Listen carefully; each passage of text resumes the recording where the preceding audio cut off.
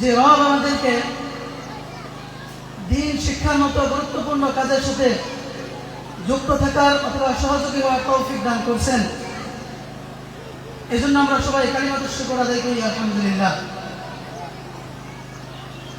আজকে এখানে যে আমরা একটা ভাগ ভাগা আনন্দ এবং উচ্ছ্বাস নিজেদের মাঝে ভাগাভাগি করে নিতে উপস্থিত হয়েছি, আজকে এই সৌভাগ্য, এই সুযোগটা আমাদের মাঝে এসেছে একমাত্র আল্লাহ তাআলার অনুগ্রহের মাধ্যমেই।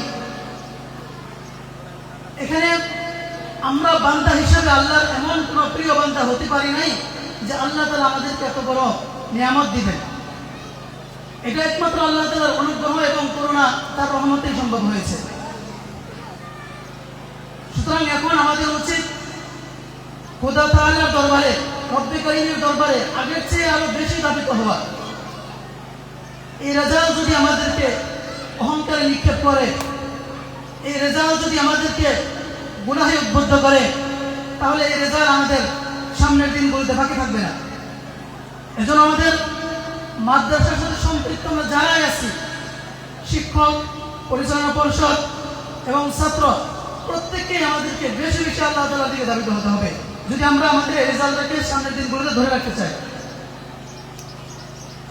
সম্মানিত উপস্থিতি, আজকে আমাদের এই মঞ্চটা একটু আনন্দের, একটু উৎসাহের, একটু বেদনা। আজকে আনন্দ তাদের জন্য যারা বিফাকুল মাদারিসিল আরাবিয়া বাংলাদেশের 48তম বোর্ড পরীক্ষায় অংশগ্রহণ করে পুরা দেশের মধ্যে দৌলতপুর গ্রামের জন্য সম্মান ছিনিয়ে এনেছে। তাদের জন্য আজকে দিনটা ভাগ ভাঙা আনন্দের আর উৎসাহের। তাদের জন্য আমরা জানি আমাদের আরো কয়েকজন বাচ্চা অল্প কিছু নাম্বারের জন্য সিরিয়ালে যেতে পারে নাই।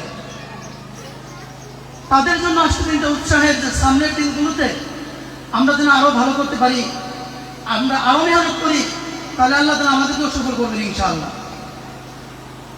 আর যারা আমরা এই দুই প্রকারের কোনো প্রকারেই অন্তর্ভুক্ত হতে পারি নাই, আমাদের জন্য আজকের দিনটা একটু বেদনার। তবে হতাশ হওয়া যাবে না।